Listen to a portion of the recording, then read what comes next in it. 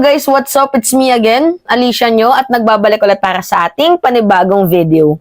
So ngayon nga po mga minamahal, ano na yung balita dito sa magaling manakot, dito sa mahilig magbigay ng threat, sa laging ad hominem kung mag-content, 'di ba? Walang ibang ginawa kundi puro PI, yung nasa bunganga. Ano na yung balita dito kay Dado Clemente? Kasi nung binisita ko mga minamahal, yung kanyang channel, makikita nyo, yan. Huli niyang live stream, that was 4 days ago. 4 days ago. Yung huling live stream ni Dado Clemente. Nakakapagtaka naman. Kasi halos dati, araw-araw binabanatan si PBBM.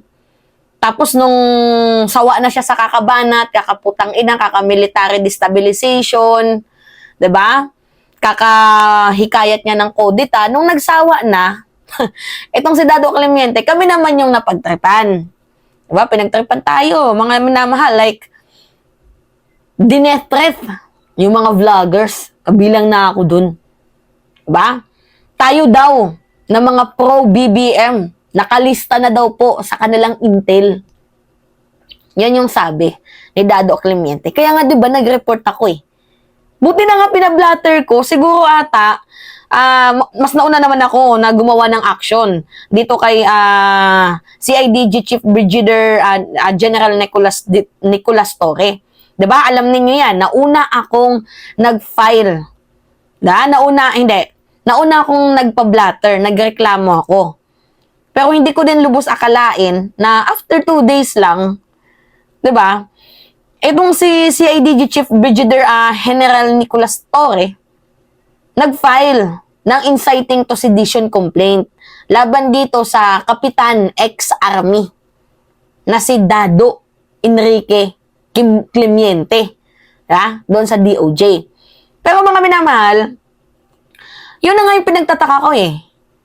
Dati, halos araw-araw, minuto, diba? Mga minamahal, mapapansin ninyo na sobrang active.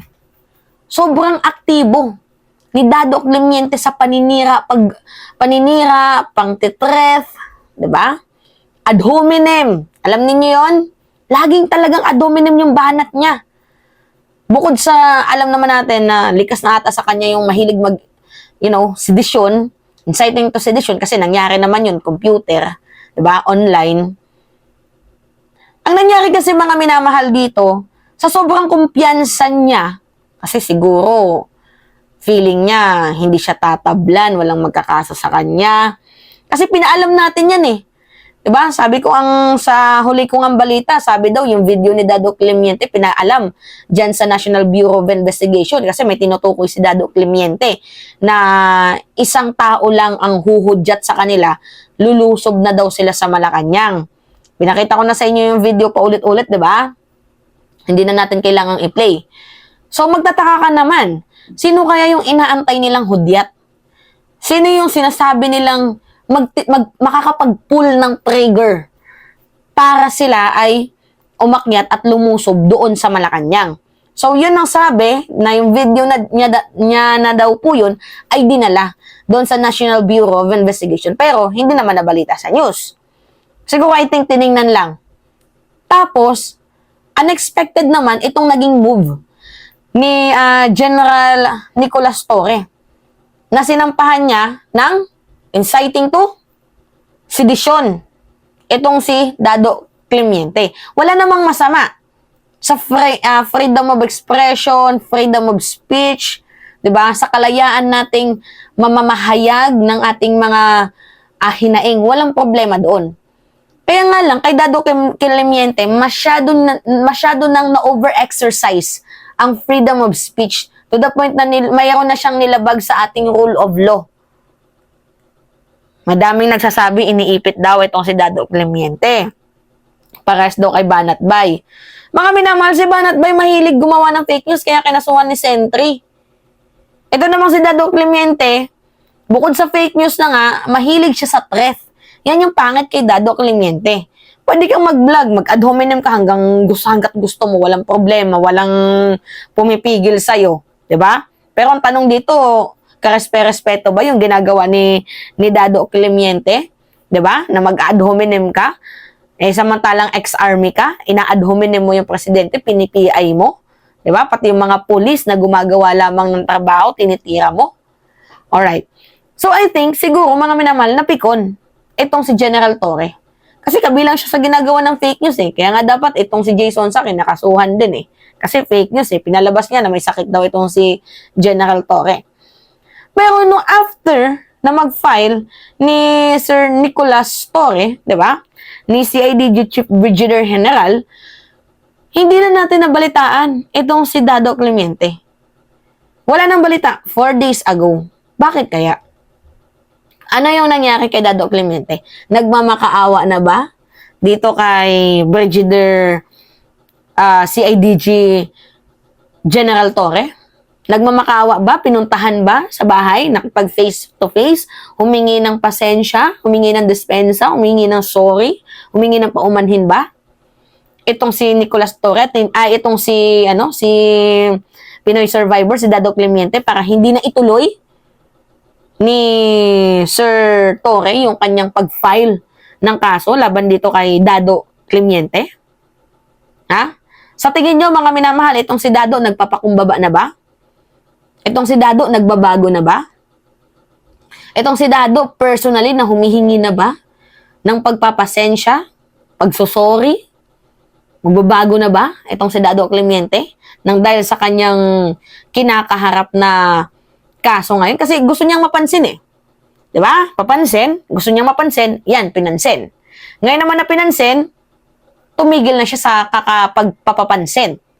Ha? Mga minamahal, gets niyo ako? Oh. So, yung punto kasi natin dito, nakakaloka. Kaloka naman tong trip nila sa buhay. Gets nyo? Oh, tapos ngayon hindi ka magsasalita. Paano namin maririnig yung side mo? Yung opinion mo? Takot. Natatakot na ba? Itong si Dado Clemente? Kung gaano mo kami tinakot, ganun ka na din ba ngayon, nangangarag ka na rin ba? Nanginginig sa takot? Na baka makulong at mabulok ka sa kulungan? Kung sakaling mapatunayan na inciting to sedition nga ang ginagawa mo? Dami pa namang video ni Clemente. Sabi pa naman dito sa balita, lahat daw ng statements niya na ginawa online, kanya daw po itong i-attach. Sabi ni Sir General Nicolas Torre, i-attach niya. Tapos if-file laban dito kay Pinoy Survivor. Takot na ba itong si Dado Clemente kung kaya't nanahimik? Or baka nag-i-email na kay Nicolas Torre, kay General Torre, para hindi ituloy yung kaso. Ano sa palagay ninyo, mga minamahal? Diba? I-comment ninyo. Comment ninyo yung opinion nyo dito. So, pahingi lang ako ng like. I-like nyo lang to. I-tap nyo lang yung like yung video, mga minamahal.